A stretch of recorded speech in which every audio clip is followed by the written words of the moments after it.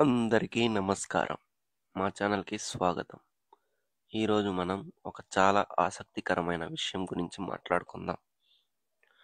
మన రోజువారీ జీవితాల్లో కిటికీలు, అద్దాలు, గ్లాసులు, మొబైల్ స్క్రీన్‌లు ఇవన్నీ ఒకే పదార్థంతో తయారవుతాయి. ఆ పదార్థం ఏంటంటే గ్లాస్.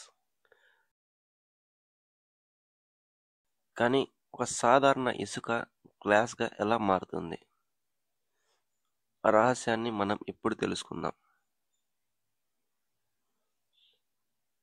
స్టెప్ 1 ముడి పదార్థాలు. గ్లాస్ తయారీలో 3 ప్రధాన పదార్థాలు వాడతారు. సిలికాన్ శాండ్ అంటే ఇసుక, ఇది బేస్ మెటీరియల్. సోడా యాష్, ఇది ఇసుక కరిగే ఉష్ణోగ్రతని తగ్గిస్తుంది. లైమ్ స్టోన్, గ్లాస్ బలంగా ఉండేలా చేస్తుంది.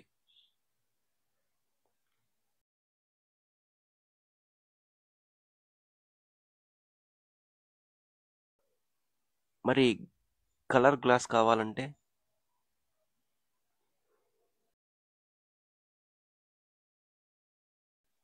కోబాల్ట్, ఐరన్,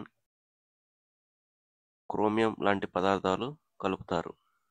ఉదాహరణకి గ్రీన్ బాటిల్స్కి ఐరన్ ఆక్సైడ్ వాడతారు. స్టెప్ 2 కరిగించడం. ఈ పదార్థాలన్నిటినీ కలిపి ఒక పెద్ద ఫర్నేస్లో వేస్తారు. ఉష్ణోగ్రత సుమారు 1500 నుండి 1700 డిగ్రీల సెల్సియస్ ఉంటుంది. ఇంత వేడి లోపల ఇసుక కరిగి ద్రవ గ్లాస్గా మారుతుంది. ఇది తేనె లాంటి మందపాటి ద్రవంలా ఉంటుంది. అందుకే ఈ దశ చాలా ముఖ్యమైనది. సరైన ఉష్ణోగ్రతలో కరిగించకపోతే గ్లాస్లో బుడగలు లేదా మలినాలు వస్తాయి. స్టెప్ 3 ఆకారం ఇవ్వడం. ఇప్పుడు ఈ ద్రవ గ్లాస్ని మనకు కావాల్సిన ఆకారంలోకి మార్చాలి. ఇది నిజంగా ఇంట్రెస్టింగ్ స్టేజ్.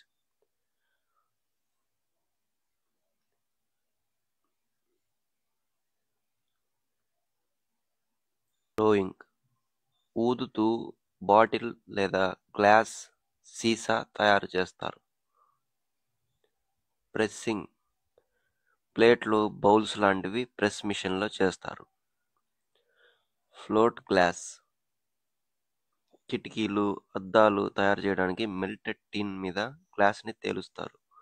ఫలితం అద్భుతంగా స్మూత్ షీట్.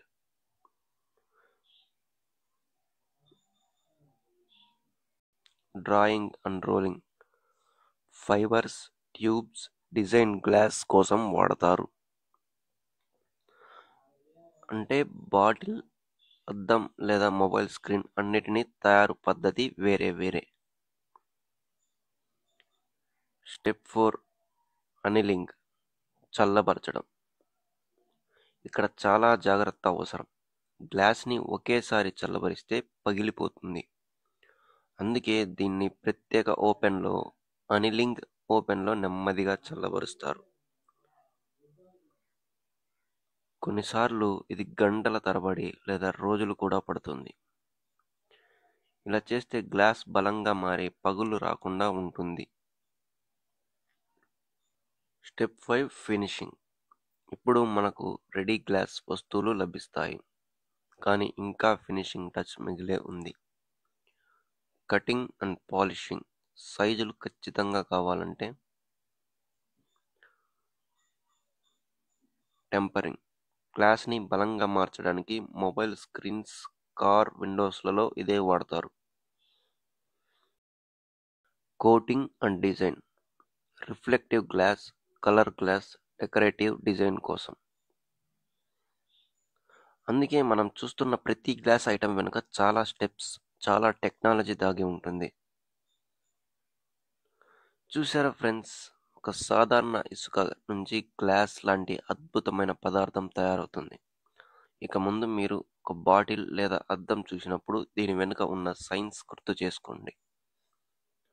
ఈ వీడియో నచ్చిందా? ఒక లైక్ కొట్టండి. మీ ఫ్రెండ్స్తో షేర్ చేయండి. ఇంకా ఇలాంటివి తెలుసుకోవాలంటే మా ఛానల్ని సబ్స్క్రైబ్ చేయడం మర్చిపోవద్దు. ధన్యవాదాలు. మరుసటి వీడియోలో కలుద్దాం.